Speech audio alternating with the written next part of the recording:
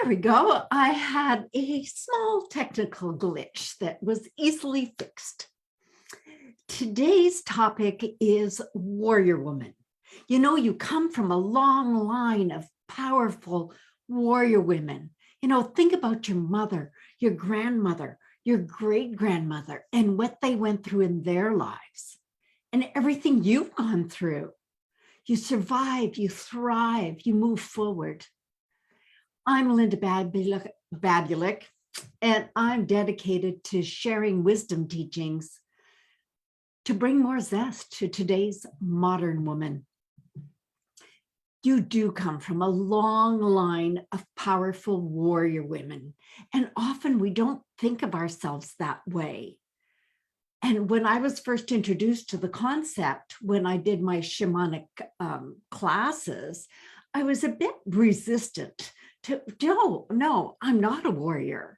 And then it was made very clear to me that, yeah, everything I'd gone through, losing my mother when I was 17, having a younger brother and sister to take care of, having a father who was having way too many drinks as his way of trying to cope, all kinds of things that I had faced. And then a pregnancy, I wasn't married, gave up the child for adoption, you know, all of those things. I survived. Oh yeah, and I was anorexic. So those things make us warriors. And in my book, I quote Bruce Lipton from his book, Biology of Belief. He said, what would your life be like if you learned that you are more powerful than you have ever been taught? And as a little girl, I was never taught that I was powerful. And yet I survived all that. I thrived all that. I defended others. And that's one of the big characteristics of, in my mind, the warrior women. So I am sharing with you these wisdom teachings. This is my interpretation, culled from decades of studying the subject matter and my experiences put together. So the warrior woman in you is visible when we're faced with enormous challenges or small challenges. Sometimes a small challenge can feel like an enormous challenge when you have a whole bunch of other things happening, when you're spinning a lot of plates, as I like to say. You don't know how you're going to manage the situation or survive, and yet you do. You pull all your true power together to do what needs to be done.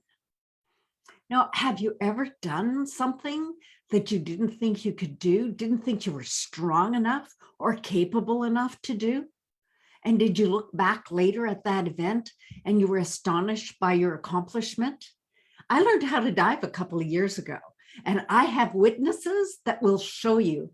I tried diving into my pool, 34 fails. Yeah, and they say it don't fail. Yeah, it was a fail, flop, plop, this way, that way. And finally, 2 years ago, I got 10s from my audience. And they're harsh critics. So I thought, am I ever going to be able to do this? And it sounds very simple, but it was really important to me. If my 5-year-old granddaughter could dive, I wanted to learn how. I wanted to accomplish that. And that's a time of power.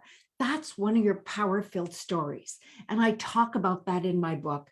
And I may have talked about it in a previous video. You want to tap into those experiences and call them your power-filled stories. That's to remind you of the strength and the capabilities that you have. Those stories give you courage. I'm going to give you an exercise in a moment on how to tap into those. They remind you and validate that you are a woman of power and strength. You're victorious. You're a wisdom warrior. So to access your power-filled stories, there's a few ways to do this. If you think about your lineage, think about when you introduce yourself. And at my ZEST Wisdom Circles, when we're live, what we do is we introduce ourselves through our female lineage. I am Linda. I am the daughter of Irene, the granddaughter of Matilda, and the mother of, and I named my children and I named my grandchildren. And I was really surprised. And the women in my group were quite intrigued. They went back and had to find out what their grandmother's name was and their great grandmother's name was. So it's really important for us to honor our lineage and know that you've got the vibration of those cellular memories in your body. So honor them by knowing what their names were. So here's the exercise for today, accessing your power-filled stories. So this is a two-part exercise that's in my book to harvest your power-filled stories. So it can be done alone, but I'll tell you, it's so much more fun to share this with other people. And you can share it with me. Send me a note, put it in the comments, whatever you like. And keep in mind that power-filled moments are unique to each of us and personal. For you, diving into the pool may not be one of your power-filled stories. It sure as hell is for me. And what others think of your power-filled stories does not matter. If you're working with a group, then allow others the courtesy, support their stories. Stories are hugely important. So part one of this exercise is to look back on your life and identify moments when you felt most powerful, when you felt like a powerful woman, when you felt like a warrior woman. Think of a time that reflects whatever you define as power. It might be a goal that you set and accomplished, and an unexpected tragedy that you overcame. What power-filled stories come to your mind? Stay in each story until you can feel it in your body. And remember, this exercise, it goes from your head into your heart and feel it. And then you can move it into your womb to heal it. That's your healing place. And journal each story and include your feelings in it. And you can even include how your feelings transfer and change as you move the story down your body. Now you want to go back. Part two is to go back in time and see if you can find the very first power-filled story of your life. You want to write it down and again, include your feelings. Because your first power-filled stories, it reinforces your understanding and anchors your belief that you've been powerful for a very long time. It was inside you, even when you weren't aware of it. Being a woman of power, it's in your DNA. It's there. Your matriarchal ancestors, they had these special qualities. They had to. If they didn't, they wouldn't have survived, and you wouldn't be here now. One of the first power stories I remember is I think I was about 5 years old. My younger sister was 3, and my parents had gone away, and they left us with family friends to be taken care of for the weekend. And the little girl in the other family stole my sister's doll, snatched it right out of our arms. So I wasn't happy with that. I was going to defend my sister. And that's one of the signs of a warrior. When you do those kinds of things, you're going to defend injustice. And I took the doll back and gave it to my sister.